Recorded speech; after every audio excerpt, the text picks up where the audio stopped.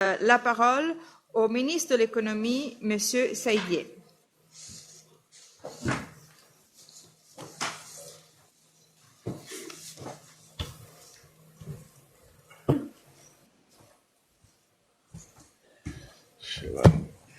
Merci, Madame la modératrice.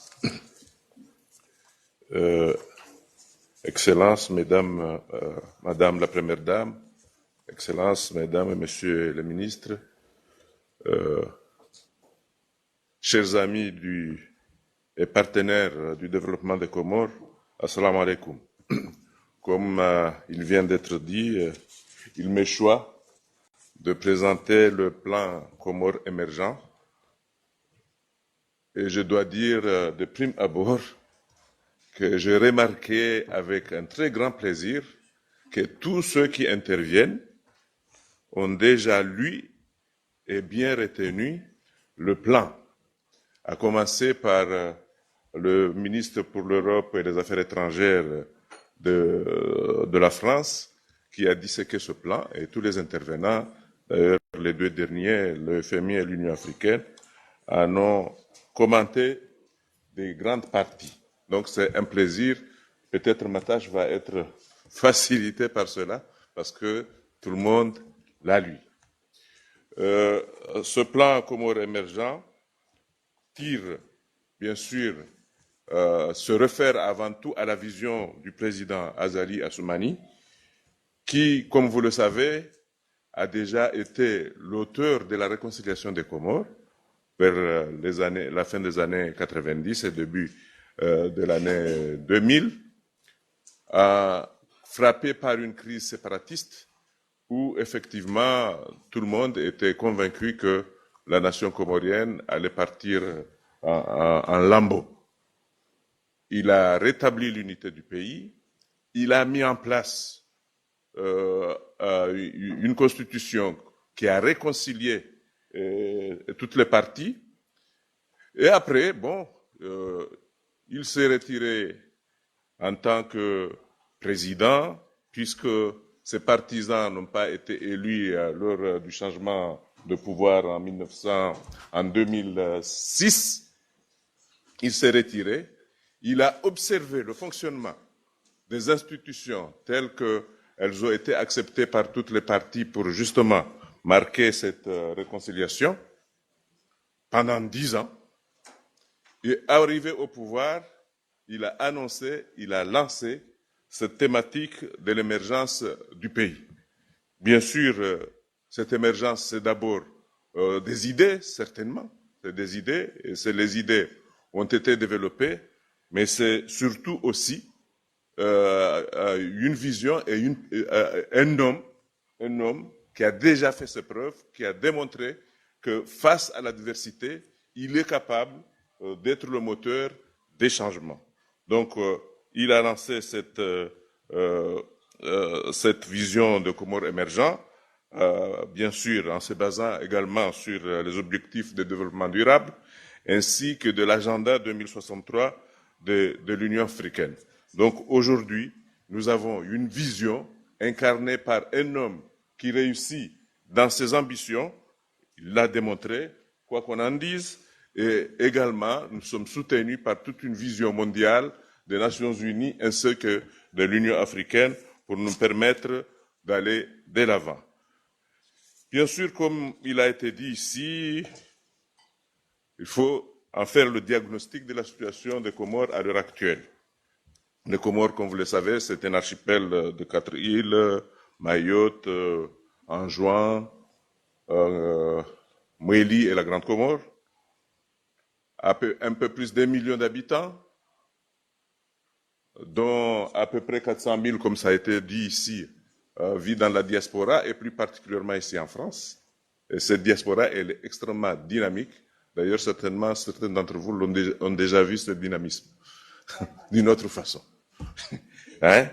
Les Comores aussi, c'est une population très jeune, 53% de la population a moins de 20 ans. Donc, vous savez ce que cela représente comme potentialité.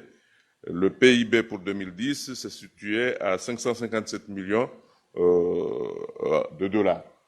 Notre langue, elle est d'abord comorienne. La langue comorienne, pour les touristes à venir, c'est quoi? C'est un peu d'arabe, un peu de bantou, hein, et quelques mots venant d'ici et de là, de l'Europe, de la France, de l'Espagne, du Portugal. On ne sait pas pourquoi. Donc, le Comores, c'est ça, c'est cet archipel petit, effectivement situé dans l'océan Indien. L'océan Indien, c'est quand même l'Afrique australe, c'est l'Afrique de l'Est, c'est l'Indo-Océanie, comme diraient nos amis de la COI, hein, qui font la promesse de cela. D'ailleurs, vous avez entendu le ministre de l'Europe qui demandait à faire partie de l'IORA, qui est l'organisation de toute cette partie du monde qui va de l'océan Indien jusqu'à l'Australie. Donc, c'est vraiment un confluent, non seulement géographique, mais aussi un confluent culturel. Et les défis ont été évoqués ici. Les défis ont été évoqués ici par nos amis du Fonds monétaire international qui nous auscultent tout le temps. Ce sont nos médecins. Ils ont été aussi peut-être recensés par nos amis de l'Union africaine et bien sûr nos partenaires de toujours, les Français, hein, qui sont là depuis l'indépendance malgré nos différences. Donc, les défis ont été très bien développés. Vous me permettrez de ne pas y insister puisque vous les avez saisis. Donc, c'est un marché à élargir, clair et net. C'est des ressources financières à développer. C'est des échanges commerciaux à équilibrer. C'est un espace budgétaire à élargir. Et l'assiette est là. Les réformes seront mises en place. Comme je l'ai dit tout à l'heure, quand le président est déterminé à faire quelque chose, il le fait. Et nous avons confiance qu'effectivement, l'assiette fiscale sera élargie puisque les potentialités intérieures, comme ça vient d'être dit, existent bel et bien dans le pays. C'est également des atouts qui ont été évoqués. Oui, vous avez entendu certainement à plusieurs reprises, hein, on parle de 30 coups d'État aux Comores, mais je vous dis, hein, malgré tout ce qu'on dit sur les 30 coups d'État, mais presque pas de morts. Presque pas de morts. Il y a eu, oui, des tentatives de coups d'État ou des coups d'État réussis, mais pacifiques. Tout simplement parce que les Comores, c'est un pays réellement pacifique. C'est un pays stable et ouvert, hein, qui est extrêmement tolérant. Donc, ça, c'est notre premier atout. Nous faisons partie de certains pays voisins où je suis sûr qu'à partir de 10 heures, aucune femme n'oserait sortir dehors. Mais aux Comores, mesdames, je vous assure, vous pouvez vous promener jusqu'à 3 heures du matin. N'est-ce pas, Madame l'ambassadrice? Ben, elle confirme. Merci. Oui, j'en ai parlé aussi de la position géographique. La position géographique qui fait que selon, comme vous l'avez entendu le président le dire, qui fait que nous appartenons à beaucoup d'organisations, donc qui nous ouvrent réellement, pas sur le plan géographique seulement, mais sur le plan économique, appartenance à la COMESA, appartenance à la SADC, à la COI, une population jeune et éduquée. Tout à l'heure, le président a reçu un groupe d'exploration pétrolière qui s'appelle Discova, qui s'est allié à un groupe aussi qui est dans l'exploration pétrolière qui s'appelle Tullow. Donc, si on vous dit que les hydrocarbures sont avérés, bon, je sais, certains vont dire, ah, ils vont abandonner l'énergie renouvelable. Non. J'ai entendu un conseiller du président Trump, qui est contre les énergies renouvelables, si j'ai bien compris, qui disait qu'ils sont en train de faire des études pour rendre les hydrocarbures plus propres. Et j'y crois, puisque la science nous fait des merveilles tout le temps. Et donc un patrimoine culturel riche et authentique, puisque je vous ai dit, nous faisons partie donc de cette partie arabo-africaine, bantou, et je crois que par rapport à tous les pays de la région, mon grand frère de Madagascar, représentant l'Union africaine ici, sera d'accord avec moi si je dis que nous préservons autant mieux que l'environnement. Hein, on a un environnement naturel. Si je ne m'abuse pas, monsieur le professeur. Et quelles sont donc les ambitions portées par ce plan Comores émergent 2030? Tout simplement, nous voulons faire entrer l'Union des Comores dans le concert des pays émergents. Ce n'est pas de la mode, comme certains pourraient y croire, c'est un engagement mondial, et les Comores, malgré certaines faiblesses, et plus particulièrement avec la volonté du président Azali, nous sommes fermement engagés à traduire ce concept en actes concrets, puisque notre volonté, c'est de faire mieux vivre nos compatriotes des Comores. Alors, on va se baser sur quoi pour y arriver? Mais le tourisme étant un pays naturel, ayant vu, ayant vécu et étant les témoins de ce qui se passe dans certains pays proches, nous avons une autre approche pour le tourisme comorien. Nous avons une autre approche qui tient compte donc de ce changement climatique, qui fera en sorte que le tourisme que nous allons développer aux Comores soit vu autrement. Et je vais aller très vite pour corriger notre ami et le représentant, je ne le corrige pas, mais je lui apporte l'information, qu'en fait, les Comores, pour ce qui est de la pêche, elle n'est pas surexploitée, on n'exploite pas pour le moment. On n'exploite pas. Hein? C'est une surface maritime extraordinaire. Hein? Vous avez les mesures des Nations Unies. On n'exploite pas. On est encore au stade artisanal. On est au stade artisanal. On n'exploite rien en ce qui concerne la pêche. C'est plutôt une de nos grandes ambitions, c'est d'exploiter tout ce qui relève de l'économie bleue pour nous soutenir dans nos efforts de développement. Oui, nous avons vu à côté de chez nous, à Maurice, des services financiers très performants. Nous allons être des copistes. Nous allons tenter avec votre aide de faire la même chose aux Comores. Ça peut aller, ça peut marcher, on vous assure. Et justement, l'environnement s'y prête. Je ne sais pas si le groupe Duval est d'accord avec moi, qui est ici, hein, mais franchement, nous avons cette ambition de faire des Comores un marché financier à l'instar de Maurice. Pour ce qui est de l'agriculture, je suis sûr que beaucoup d'entre vous ici, hommes comme femmes, vous connaissez l'ilang. Et oui, nous avons des produits de rente que nous voulons transformer, nous allons les transformer.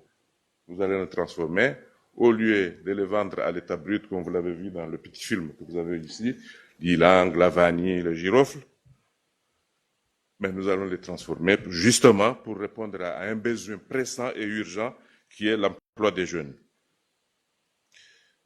Également, nous allons créer des niches industrielles. Nous allons commencer, comme je viens de le dire, par transformer tout ce que nous produisons et puis, bon, le moins de temps c'est qu'il est, nous copierons tout ce qui marche pour justement répondre à nos objectifs.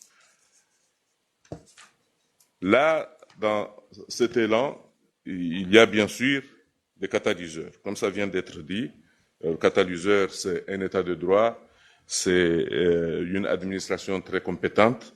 Beaucoup de mesures sont mises en place, plus particulièrement en utilisant le numérique. C'est des infrastructures performantes et bonnes, puisque nous visons aussi le tourisme.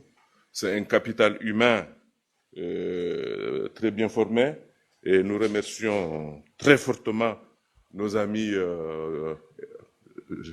On va m'exclure des Comores en disant que les Marocains sont des amis. Je veux dire nos frères du Maroc qui se sont engagés à former pour les 10 prochaines années 3000 jeunes Comoriens dans tous les domaines, y compris la formation professionnelle. Mais c'est en même temps, c'est la même chose que vont commencer à faire nos amis français, puisque ma voisine me regarde d'une autre façon. Nous avons également, d'après tout ce qui a été dit, un code des investissements, enfin le meilleur jusqu'à présent. Mais ne vous en faites pas, vous, le secteur privé plus particulièrement, que je salue parce que vous êtes venus très nombreux, extrêmement nombreux, dans cette conférence, nous sommes à votre écoute pour notre code d'investissement. Nous sommes à votre écoute. Tout est perfectible. Si l'aventure, vous l'avez entre vos mains et que vous y voyez des choses à changer, n'hésitez pas à nous le dire. On le fera parce qu'on veut de vous. Nous voulons que vous veniez investir dans notre pays, puisque vous avez entendu ici les chiffres qui ont été donnés par rapport à ce qui est de l'investissement direct étranger aux Comores, qui est extrêmement en deçà des objectifs poursuivis ailleurs. Et ensuite, ce dialogue politique et institutionnel rénové, je voudrais vous assurer que le président Azali a toujours été et il demeure un homme de dialogue.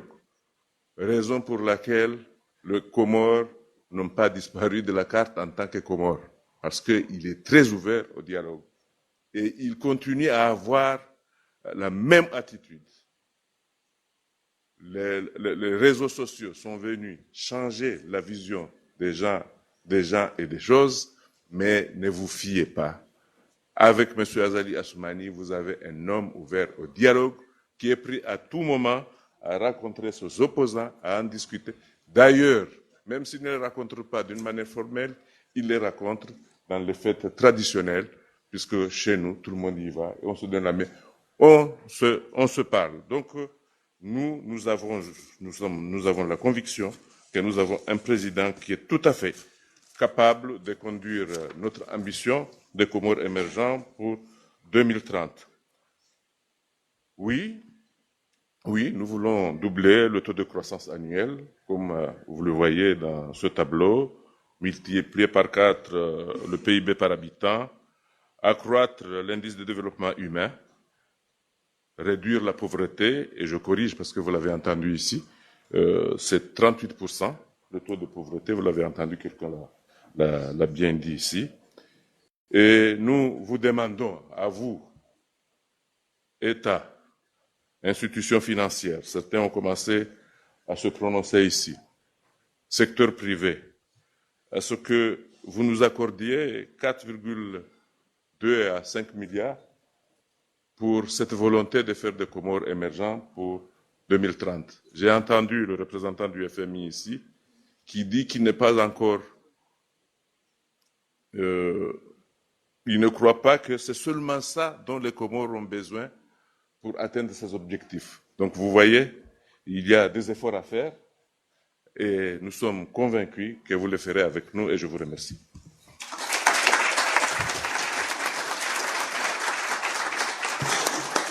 Merci, Monsieur le ministre. Je passe donc la parole au ministre des Finances, au Monsieur Sheyhan, pour entrer nous décrire un peu plus en détail les projets phares. Merci, Madame la modératrice. Après une présentation succincte du plan Comores émergent, je vais passer à la présentation des projets phares. Ce sont des projets tirés du PCE et qui constituent la mise en œuvre de ce plan. Ce sont des projets d'envergure, générateurs de croissance. Ce sont des projets qui vont révolutionner le pays. Ces projets ont été minutieusement choisis en tenant compte des potentialités réelles du pays, de la vision du chef de l'État de faire des Comores un pays émergent à l'horizon 2030. Des projets qui sont en parfaite adéquation avec l'agenda 2030 et 2063 de l'Union africaine. Ils sont au nombre de 6 et évalués à hauteur de 1,5 milliard d'euros. 6 projets phares pour un montant de 1,5 milliard d'euros. Le premier de ces projets, c'est le tourisme. Le tourisme est le centre de gravité autour duquel tourne la majorité de nos projets. Ça a été dit par mes prédécesseurs que les Comores sont une merveille touristique, méconnue jusqu'à ce jour par le grand public. Les Comores disposent de plages au sable blanc, au sable fin, avec une biodiversité riche et variée, une position géographique qui le place à la croisée des chemins entre Madagascar, la côte est de l'Afrique, le Moyen-Orient, l'Asie. Les Comores ont une culture de tolérance, une tradition d'accueil légendaire et de surcroît, un environnement de paix et de sécurité. Avec tous ces ingrédients, permettez-moi de dire que les Comores sont une destination privilégiée touristique. Les touristes viendraient admirer le paysage, bien sûr, regarder par exemple la danse des baleines, les tortues marines d'Itsamia à Moélie, gravir le mont Kartala avec son cratère, un des plus grands du monde, admirer le lac Salé, les vieux baobabs, sentir les fleurs à parfum. Mais pour cela, il faut quand même créer le cadre. Notre ambition est de passer à 200 000 visiteurs l'année. Et nous avons des grands chantiers affichés ici. Pour chaque île, aussi bien de la Grande Comore à Moélie jusqu'en juin, il y a des spécificités qui ont été prises en compte dans l'élaboration de ces projets. Donc, l'ensemble de ce projet de tourisme coûte aux alentours de 700 millions d'euros. Un projet de tourisme pour un montant de financement de 686 millions d'euros. Ça, c'est le premier projet phare. Notre deuxième projet, on l'a intitulé « Unir les îles par la mer ». Les îles, bien sûr, sont séparées par la mer. Notre ambition est de faire en sorte que cette mer-là puisse nous réunir. Séparés par la mer, l'ambition, c'est d'être unis par la mer. La mer est une source de richesse, jusque-là inexploitée aux Comores. Monsieur le ministre de l'économie l'a rappelé tout à l'heure. La mer est aussi une voie de transport par laquelle passent 90% de nos échanges avec l'extérieur, mais aussi les échanges inter-îles. Intensifier des affaires à travers la mer, intensifier les échanges d'une île à l'autre, permettrait à des entrepreneurs, à vous, futurs partenaires des Comores, de développer des affaires dans une île donnée, de faire des négociations le même jour dans une autre île parce qu'il y a une réelle connectivité entre les îles. Ce projet est un projet stratégique parce que justement, ça rassure, ça comporte l'unité du pays, ça encourage les échanges entre les habitants et ça va accroître, bien sûr, les échanges avec l'extérieur. Donc, c'est notre deuxième projet, unir les îles par la mer. Ce projet coûte 63 millions d'euros. C'est le besoin en financement de notre deuxième projet. Le troisième des projets phares, vers l'extérieur coûte plus cher, pèse lourd à notre balance de paiement.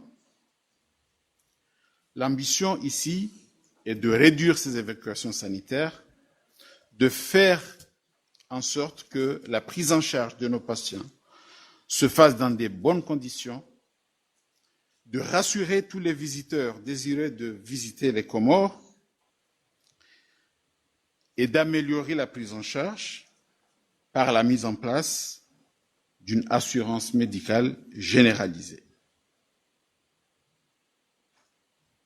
Je voudrais rappeler ici à tous les participants que la construction du nouveau CHU El Marouf a déjà commencé parce que le projet comporte 3 phases. Il y a la construction, il y a l'équipement et le renforcement des capacités.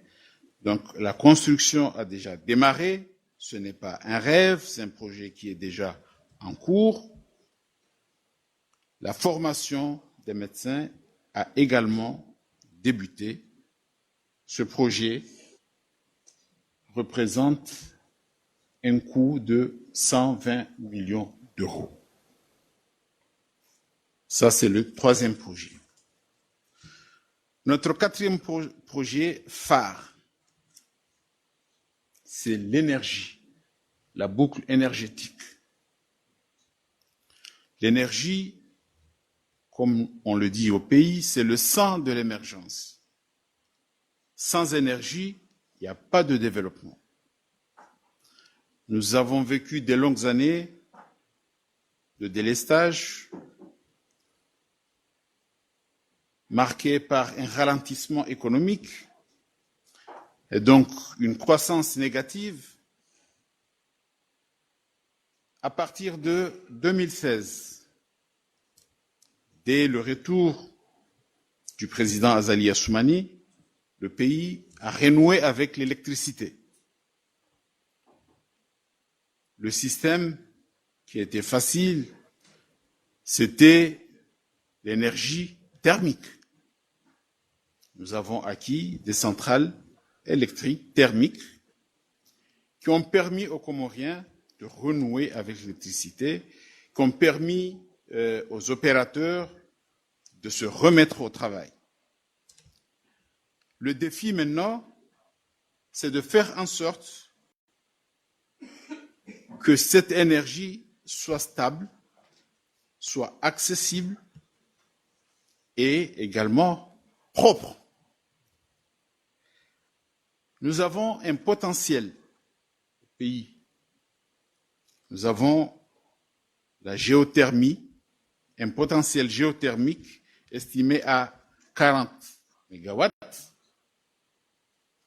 Nous avons le soleil qui est là, qu'on peut bien sûr mettre à profit. Je remercie au passage certains opérateurs qui sont déjà sur place, qui sont en train de travailler pour construire des centrales solaires.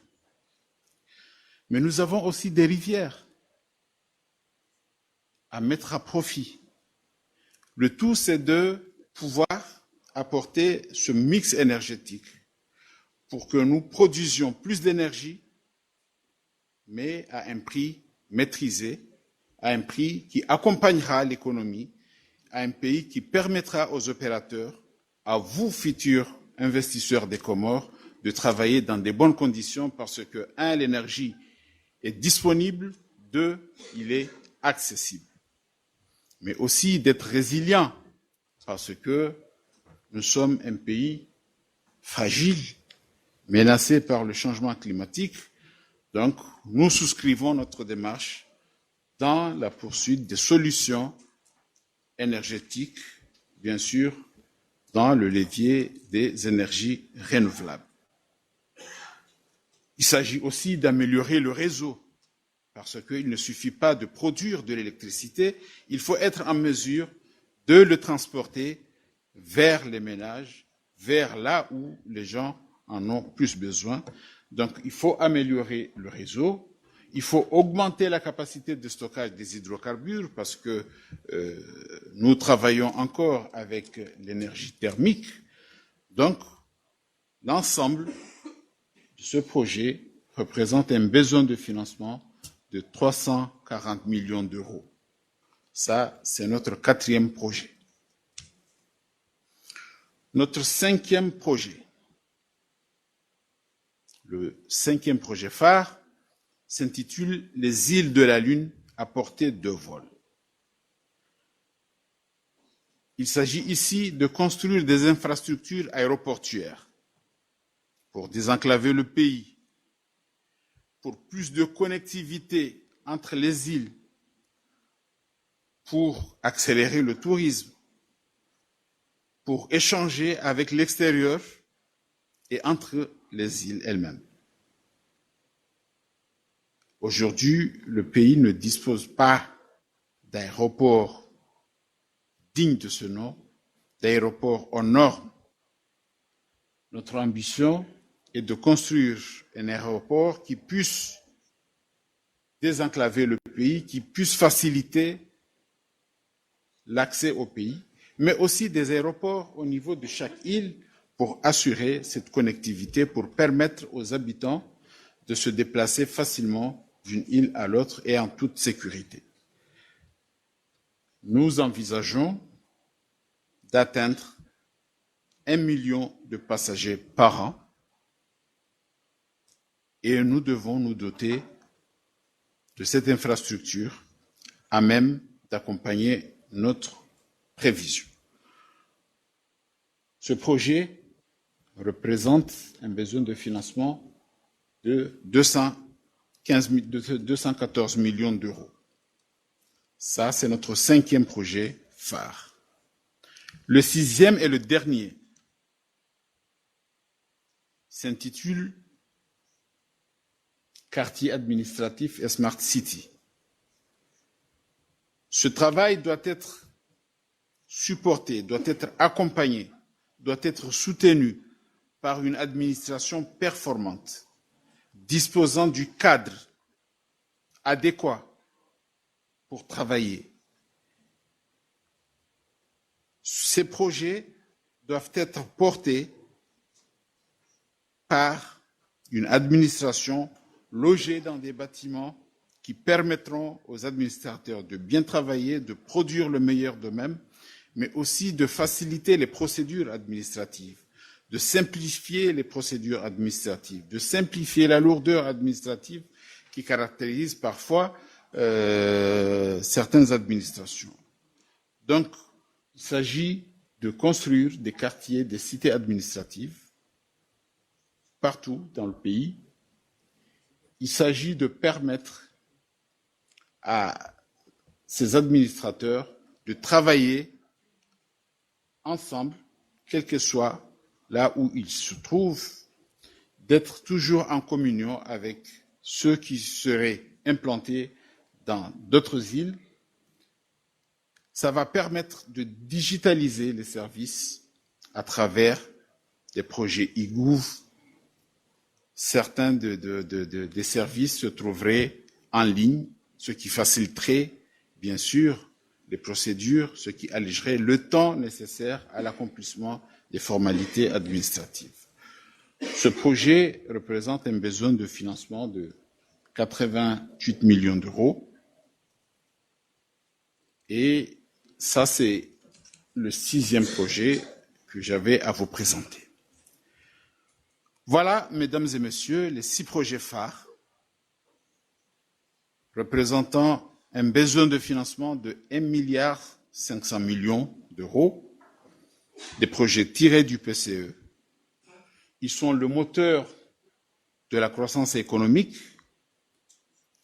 Ils sont les axes stratégiques de la vision du chef de l'État et sont aussi son engagement, notre engagement, l'engagement de tous les Comoriens. C'est de quoi rassurer certains de nos partenaires que vous êtes, tandis que pour d'autres, ils sont des opportunités d'affaires. Chers partenaires, futur partenaire des Comores. Venez investir aux Comores. Vous gagnerez, nous gagnerons, et c'est ça notre engagement. Merci pour votre aimable attention.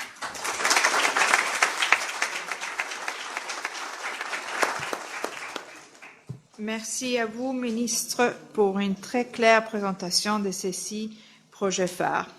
Je passe donc la parole au secrétaire d'État de la fonction publique, le ministre Junaye, pour l'explication sur les projets structurants. Merci, Monsieur le ministre. Merci, Madame la modératrice, de m'avoir donné la parole. Honorable assistance, Mesdames et Messieurs, j'ai l'honneur et le plaisir de vous présenter les 6 projets structurants du plan Comores émergents. Ces projets sont structurants car ils permettent la mise en place des outils ayant un impact en termes de synergie et de développement pour l'Union des Comores. Ces projets vont soutenir d'autres projets et rassembler des acteurs d'horizons différents autour d'un objectif commun qu'est le développement socio-économique de notre pays. Je vais donc vous présenter ces 6 projets et notre premier projet consiste à rendre compétitives nos infrastructures portuaires. Il s'agit pour ce projet d'intensifier les liaisons maritimes et la circulation des biens et des populations. L'Union des Comores se trouve dans une position stratégique, se trouve dans l'océan Indien, on l'a rappelé tout à l'heure, entre Madagascar et l'Afrique de l'Est, à l'est de l'Afrique, et donc dans l'océan Indien. Et c'est un endroit, ce pays se trouve dans une position géographique qui voit le passage d'un trafic très intense des bateaux qui passent de l'océan Indien vers l'océan Atlantique.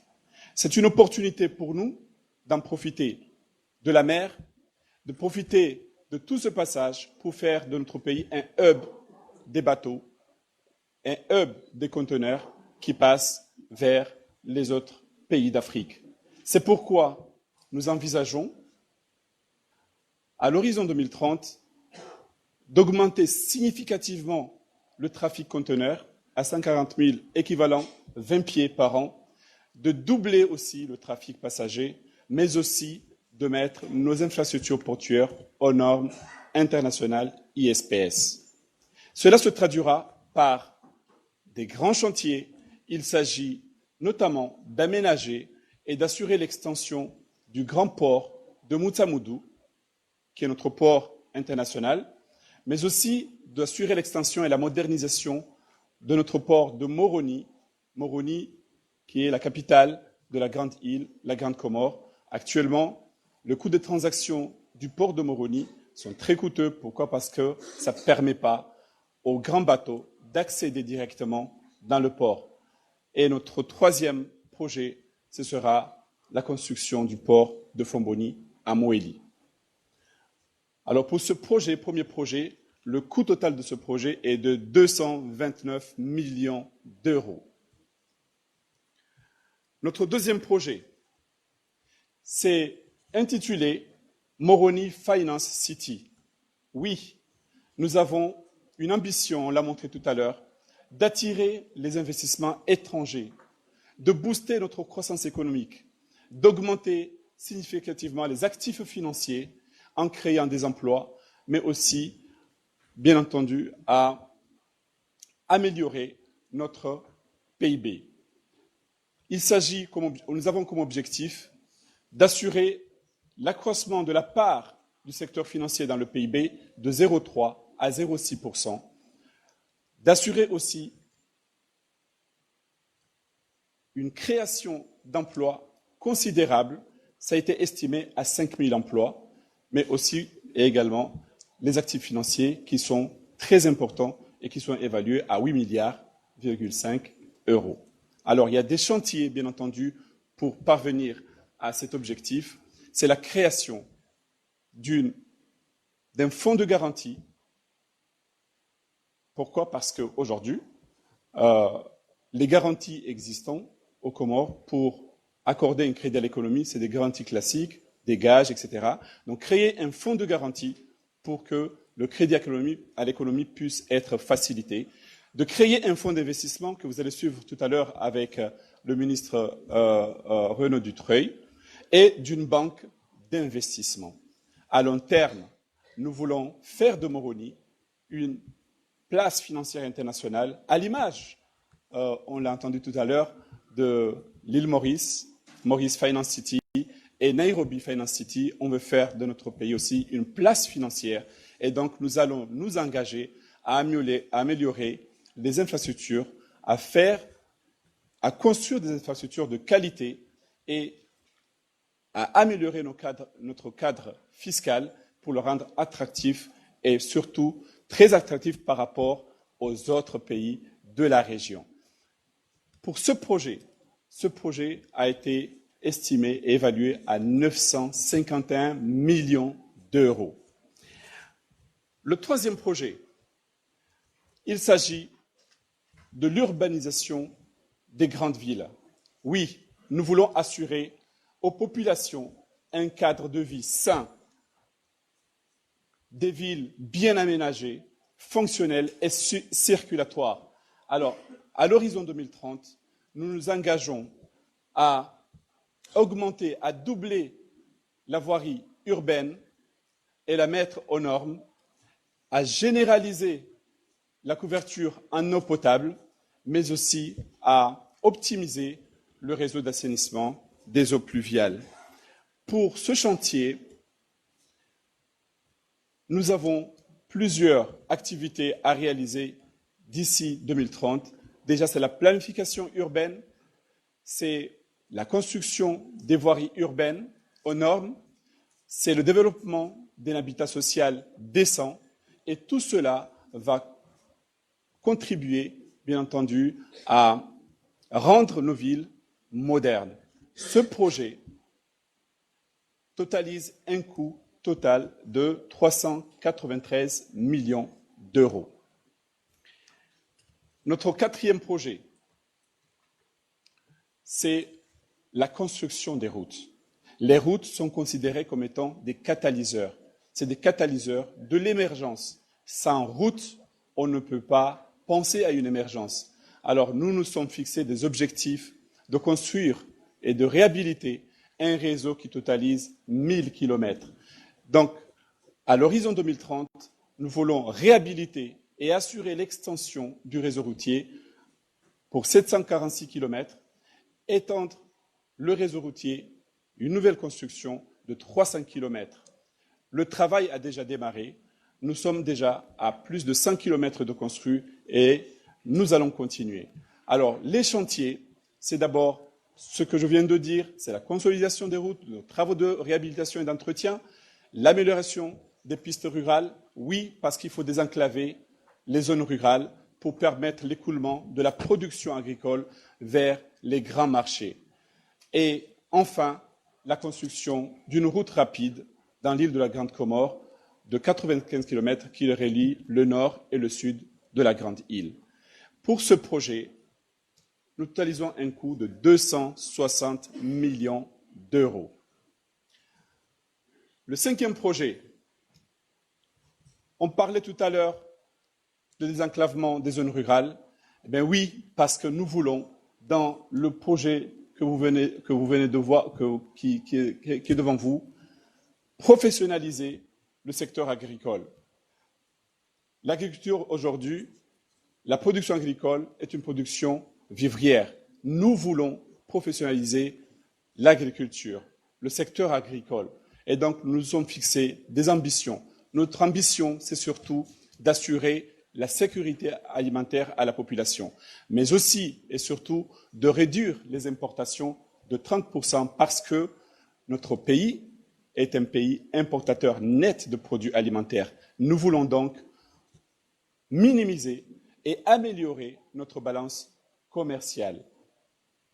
Alors, les chantiers pour ce projet, c'est la promotion d'exploitation agricole, des unités de transformation et la création et la mise en place d'un fonds national d'appui à l'agriculture. C'est aussi le développement des infrastructures d'irrigation. Oui, on doit faire l'irrigation, on doit développer les infrastructures pour permettre aux agriculteurs de pouvoir effectivement produire en qualité et en quantité. Et enfin, un projet de mise en place d'un laboratoire national de certification des produits halieutiques et des produits agricoles. On l'a vu tout à l'heure, nous avons des opportunités très importantes. Le laboratoire servira bien entendu à certifier, à mesurer la qualité de ce que nous mangeons, mais aussi permettre à nos produits de pouvoir s'exporter dans le marché du SADC, le marché du COMESA et au-delà, parce que nous avons cette potentialité. Le coût total de ce projet est estimé à 13 millions d'euros. Notre dernier projet,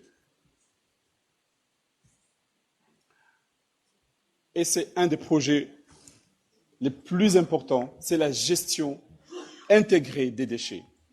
Oui, nous voulons un pays à vocation touristique, nous voulons sauvegarder notre environnement, nous voulons rendre nos villes très propres.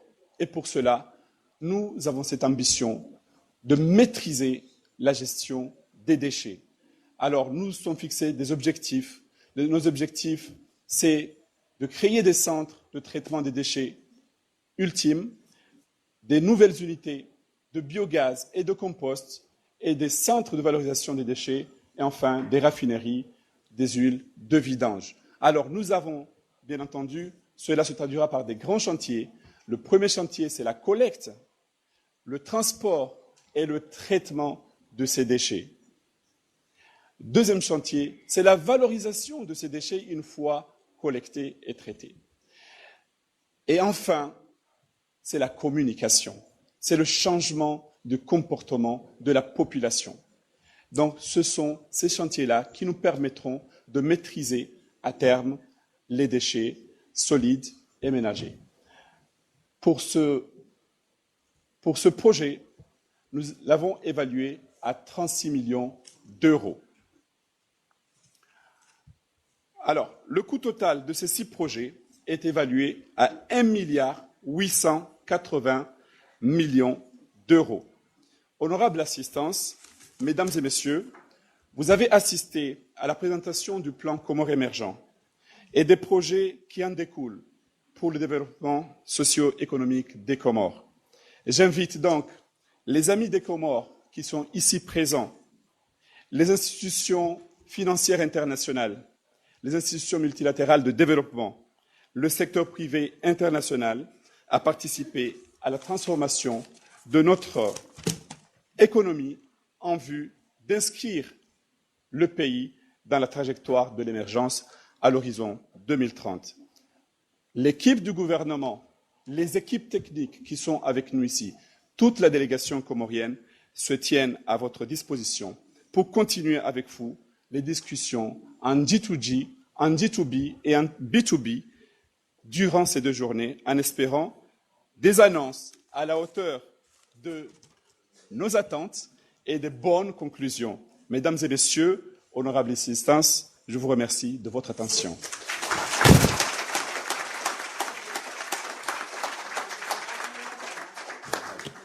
C'est nous que vous remercions, Monsieur le ministre, pour une présentation très complète et détaillée.